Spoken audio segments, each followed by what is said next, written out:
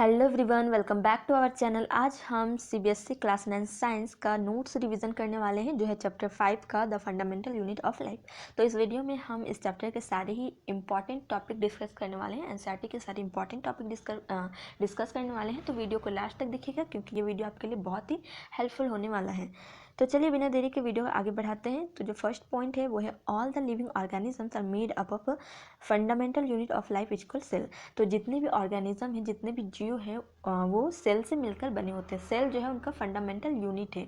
मतलब कि किसी भी जीवन को लाइफ की जो शुरुआत होती है, जीवन की जो शुरुआत होता है वो सेल से ही होता है।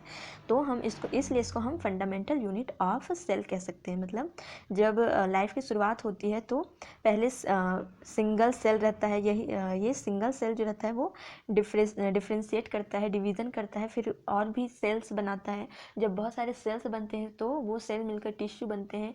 टिश्यू से बहुत सारे टिश्यू ऑर्गन बनाते हैं, और ऑर्गन जो है वो ऑर्गन सिस्टम बनाते हैं। और जब ऑर्गन सिस्टम बनता है तो पूरा एक ऑर्गेनिज्म तैयार होता है, कोई भी प्लांट या एनिमल बनता है। तो इसलिए हम सेल को फंडामेंटल यूनिट ऑफ लाइफ कह सकते हैं। ठीक है। The cell is a Latin word for a little room. तो सेल जो वर्ड है, सेल जो शब्द है, वो लैटिन लैंग्वेज से लिया गया है, जिसका मतलब होता है लिटिल रूम, मतलब छोटा कमरा। थर्ड पॉइंट है the scientist Robert Hooke saw a little room in the cork the bark of a tree resembled the structure of honeycomb. तो रॉबर्ट हुक नाम के जो साइंटिस्ट थे, उन्होंने जब ट्री का जो बार्क होता है, जो छिलका होता है, उन्होंने जब उसे प्राइवेट माइक्रोस्कोप में, अपने प्राइवेट माइक्रोस्कोप में देखा था, तो उन्हें लिटिल रूम जैसा दिखाई दिया था। ठीक है, छोटे छोटे कमरे जैसे दिखाई दिया था, जैसे कि हनी कॉम्ब हो। हनी कॉम्ब मतलब मधुमक्खी का छत्ता क्या छोटे छोटे कंपार्टमेंट जैसा होता है, छोटे छोटे रूम जैसा होता है, तो उनको वैसा ही कुछ दिखाई दिया था। उस वक्त उन्होंने उसे लिटिल रूम कहा था, लेकिन बाद में इसी वर्ड को, वो जो छोटा कमरा जैसा उन्हें दिखाई दिया था, उसका नाम सेल पड़ गया, और हम उसे सेल के नाम से ही जानते हैं। ठीक है। नेक्स्ट टॉपिक है the compound microscope consist eyepiece objective lens and condenser. तो जो माइक्रोस्कोप होता है जिसके थ्रू सेल को देखा गया था, तो कंपाउंड माइक्रोस्कोप क्या क्या कंसिस्ट करता है, मतलब ये माइक्रोस्कोप जो है ये एक डिवाइस है, तो उसमें बहुत सारे पार्ट होते होंगे, जैसे कि आई पीस, ऑब्जेक्टिव लेंस या कंडेंसर जैसे पार्ट्स होते होंगे, है ना। जैसे कि यहाँ फिगर में देख रहे होंगे, ये है कंपाउंड माइक्रोस्कोप। इसमें जो आई पीस है वो, इसे हम आई पीस कहते हैं। ठीक है, जिसके थ्रू हम देखते हैं उसे हम आई पीस कहते हैं।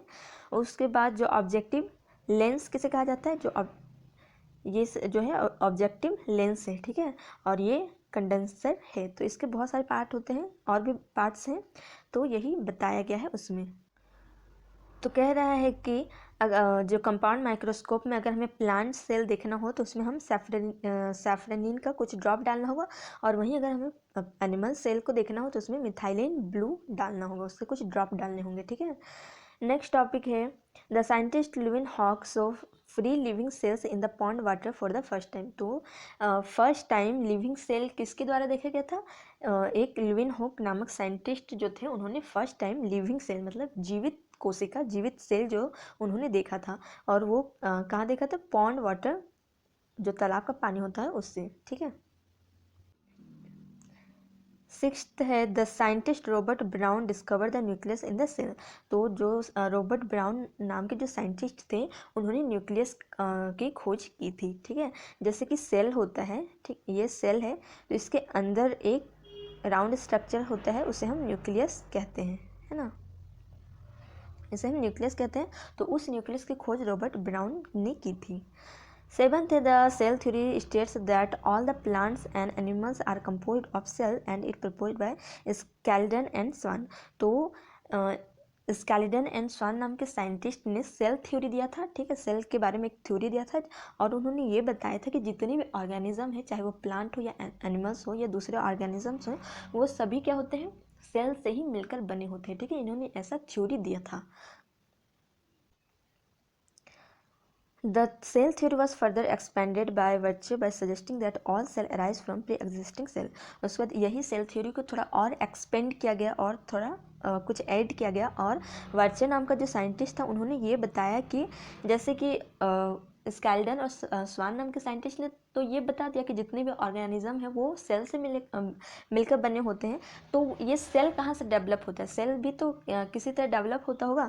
तो ये जो साइंटिस्ट थे, वर्चर नाम के जो साइंटिस्ट थे, उन्होंने बताया था कि अगर कोई भी नया सेल बनता है, ठीक है, वो कैसे बनता है, पहले से जो मौजूद है सेल, उसी सेल से कोई भी नया सेल बनता है, ठीक है। मतलब all cells develop from pre existing cell, ठीक है। जितने भी नए सेल्स बनते हैं वो पहले से मौजूद जो सेल है उसी से ही बनते हैं। मतलब पुराना सेल ही खुद को डिवाइड करता है और नया सेल बनाता है। 9 है the cell differ in size shape structure prefer. तो बोल रहा है कि जो सेल्स होते हैं, जो कोशिका होती है, वो साइज शेप और स्ट्रक्चर में एक दूसरे से अलग हो सकते हैं। जैसे कि यहाँ बोल रहा है, अगर आप एनसीईआरटी में फिगर 5.2 और 5.3 देखेंगे तो वहाँ आपको मिल जाएगा कुछ सेल्स के टाइप्स जो एक दूसरे से अलग हैं। जैसे कि ऑनियन सेल्स या smooth muscle cells, blood cell, bone cell, fat cell, ये सारे ही सेल क्या होते हैं, एक दूसरे से थोड़े अलग हो सकते हैं, है ना, शेप और साइज में। लेकिन क्या होता है कि सबका अपना अपना एक स्पेसिफिक फंक्शन होता है, मतलब सबका अपना एक काम होता है जो वो करते हैं। नेक्स्ट है a single cell may constitute a whole organism as an amoeba. तो बोल रहा है कि सिंगल सेल जो है वो पूरा ऑर्गेनिज्म कंस्टिट्यूट कर सकता है। मतलब सिंगल सेल भी एक ऑर्गेनिज्म हो सकता है, ठीक है। तो उस तरह का ऑर्गेनिज्म को हम बोलते हैं यूनिसेलुलर ऑर्गेनिज्म, ठीक है। जो सिंगल सेल से बना होता है उसको हम यूनिसेलुलर ऑर्गेनिज्म से बोलते हैं। जैसे कि अमीबा जो होता है वो एक यूनिसेलुलर ऑर्गेनिज्म है, ठीक है। और भी जैसे एग्जांपल है अमीबा, क्लैमिडोमोनास, पैरामीशियम और कुछ बैक्टीरिया जो होते हैं वो क्या होते हैं, यूनिसेलुलर ऑर्गेनिज्म होते हैं, ठीक है। मतलब ये सिंगल सेल से बने होते हैं। और वहीं अगर मतलब बहुत ज़्यादा सेल्स या बहुत सारा सेल से जो मिलकर ऑर्गेनिज्म बने होते हैं उसे मल्टी सेलुलर ऑर्गेनिज्म कहते हैं, ठीक है। जो सिंगल सेल से नहीं बने होते हैं, जैसे कि ह्यूमन जो होता है वो बहुत सारा सेल से मिलकर बना होता है। उसमें क्या होता है कि एक सेल होता है, फिर यही सेल खुद को डिवाइड करता है, डिवीज़न होता है, तो फिर बहुत सारे सेल बनते हैं, बहुत सारे सेल, टिश्यू, ऑर्गन सिस्टम और ऑर्गेनिज्म, इस तरह बनता है। तो ये इस तरह का ऑर्गेनिज्म को हम मल्टी सेलुलर ऑर्गेनिजम्स कहते हैं। नेक्स्ट है the feature in almost every cell its same plasma membrane, nucleus and cytoplasm. तो बोल रहे अभी हमने पढ़ा कि सेल जो है वो एक दूसरे से शेप और साइज स्ट्रक्चर में एक दूसरे से अलग हो सकते हैं, लेकिन सभी सेल का जो फीचर लगभग एक ही जैसा होता है। मतलब सभी सेल में प्लाज्मा मेम्ब्रेन पाए जाते हैं, ऑलमोस्ट सभी सेल में न्यूक्लियस होता है और साइटोप्लाज्म भी होता है। तो फर्स्ट है प्लाज्मा मेम्ब्रेन के बारे में। प्लाज्मा मेम्ब्रेन किसे कहते हैं, तो it is the outermost covering of the cell.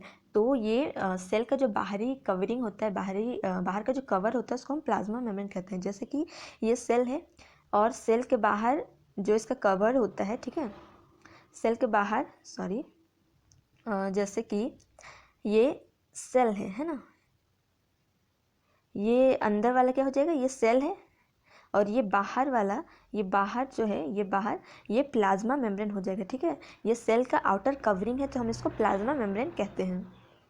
Next है it is called as selective permeable membrane. तो प्लाज्मा मेम्ब्रेन को हम सेल मेम्ब्रेन भी कहते हैं और साथ ही साथ इसको सेलेक्टिव परमेबल मेम्ब्रेन भी कहा जाता है। ऐसा इसलिए कहा जाता है क्योंकि because it prevents movement of सब मटेरियल। क्योंकि प्लाज्मा मेम्ब्रेन जो है वो उसका क्या काम है, किसी सेल के अंदर कौन सा मटेरियल को आना है या नहीं आना है, इसका परमिशन जो देता है, मतलब इसका परमिट कौन करता है, प्लाज्मा मेम्ब्रेन ही ये डिसाइड करता है कि किस मटेरियल को सेल के अंदर आना चाहिए या किस मटेरियल को सेल के अंदर नहीं आना चाहिए। ये प्लाज्मा मेम्ब्रेन सेलेक्ट करता है, तो इसलिए इसको हम सेलेक्टिव परमेबल मेम्ब्रेन कहते हैं, ठीक है। Next diffusion. प्लाज्मा मेम्ब्रेन जो है वो डिफ्यूज़न में भी हेल्प करता है और ऑस्मोसिस में भी हेल्प करता है। अब क्वेश्चन आता है कि डिफ्यूज़न क्या है। तो diffusion movement of substance from high concentration to low concentration. तो डिफ्यूज़न किसे कहते हैं कि कोई भी सब्सटेंस जब हाई कंसंट्रेशन से लो कंसंट्रेशन की तरफ मूव करता है उसे हम डिफ्यूज़न कहते हैं। तो अब यहाँ हाई कंसंट्रेशन और लो कंसंट्रेशन कहते हैं। जैसे यहाँ एग्जांपल में दिया हुआ है कि देखिए यहाँ क्या है, पार्टिकल ज़्यादा है ना, पार्टिकल ज़्यादा है इधर के मुकाबले, ठीक है। यहाँ पार्टिकल ज़्यादा है इधर के मुकाबले, मतलब इसमें हाई कंसंट्रेशन है, ठीक है, और इसमें लो कंसंट्रेशन है। तो हमेशा क्या होता है, कोई भी substance high to low move करता है, ठीक है। तो ये क्या होगा, इधर से इधर की ओर मूव करेगा, तो इसको हम डिफ्यूज़न कहते हैं, ठीक। नेक्स्ट है ऑस्मोसिस के बारे में। It is the passage of water from the region high water concentration to the region low water concentration through a selective permeable membrane. तो देखिए डिफ्यूजन में क्या होता है, कोई भी सब्सटेंस हाई कंसनट्रेशन से लो कंसनट्रेशन की तरफ मूव करता है, इसको हम डिफ्यूजन कहते हैं।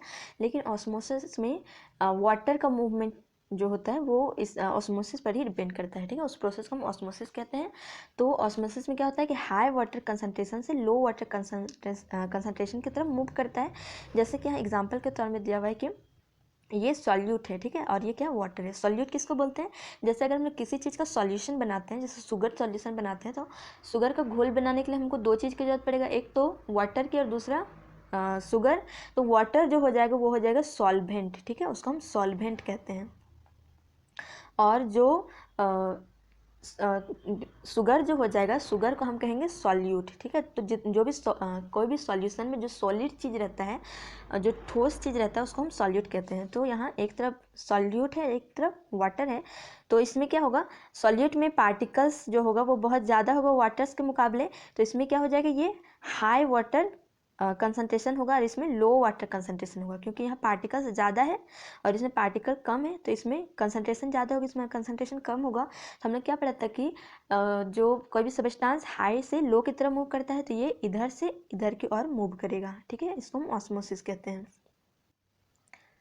यहाँ एक इम्पॉर्टेंट टॉपिक है, वो है हाइपोटोनिक सॉल्यूशन के बारे में। हाइपोटोनिक सॉल्यूशन किससे कहते हैं, ठीक है। बोले the cell gain water if the medium surrounding the cell has a higher water concentration than cell. मतलब कि देखिए ये मीडियम है, जैसे कि ये कोई बिकर है, ये मीडियम है, ठीक है। इसमें हम इसमें हाई कंसनट्रेशन है, ठीक है, इसमें ये इसका कंसनट्रेशन जो है वो हायर वाटर कंसनट्रेशन है। और इसमें हम अगर सेल को डालते हैं, कोई भी सेल को डालते हैं, और ये सेल का जो कंसंट्रेशन होगा वो लो होगा। तो हमने क्या पढ़ा था कि सब्सटेंस जो रहता है वो हाई से लो की तरफ मूव करेगा, है ना, हाई से लो की तरफ मूव करेगा। तो क्या होगा, मीडियम से सेल की तरफ जो है वाटर मूव करेगा, ठीक है, क्योंकि इसका कंसंट्रेशन ज़्यादा है और इसका कंसंट्रेशन कम है, तो हाई से लो की तरफ मूव करेगा। तो सेल जो है वो वाटर को गेन करेगा, ठीक है, एब्जॉर्व करेगा। अगर वो एब्जॉर्व करेगा तो वो क्या होगा, स्वेल होगा, ठीक है, फूलेगा। तो इस तरह सॉल्यूशन को हम क्या बोलते हैं, हाइपोटोनिक सॉल्यूशन कहते हैं।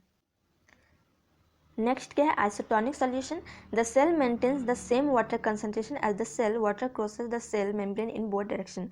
तो बोल रहा है कि जैसे कि कोई भी मीडियम है ना, मीडियम का जो कंसंट्रेशन है और सेल का जो कंसंट्रेशन है वो दोनों अगर इक्वल होगा, ठीक है, दोनों का कंसंट्रेशन इक्वल होगा, तो वाटर जो है वो मूव नहीं करेगा, है ना तो सेल से मीडियम में जाएगा और ना ही मीडियम से सेल में आएगा, ठीक है।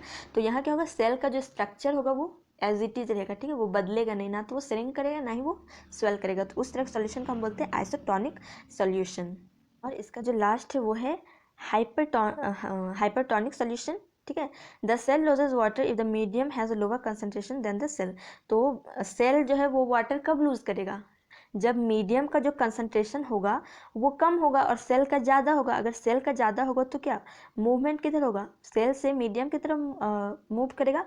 तो सेल जो है वो वाटर लूज करेगा, मतलब रिलीज करेगा। और अगर सेल वाटर को रिलीज कर देगा, सारा पानी मीडियम में चला जाएगा, तो क्या होगा, सेल जो है वो श्रिंक करेगा, मतलब सिकुड़ेगा। इसको हम फ्लैसिड कहते हैं, ठीक है। तो इस तरह के सॉल्यूशन को हम बोलते हैं हाइपरटोनिक सॉल्यूशन। तो आज हम यहीं तक डिस्कस करेंगे। नेक्स्ट वीडियो में हम इससे आगे के टॉपिक कवर करेंगे। अगर आपको वीडियो हेल्पफुल लगी है तो आप मुझे कमेंट करके बताइए, ताकि मैं और भी अच्छी वीडियो लाऊं। और अपने दोस्तों के साथ शेयर कीजिए और मेरे चैनल को सब्सक्राइब कीजिए। मिलते हैं नेक्स्ट वीडियो में। Thank you.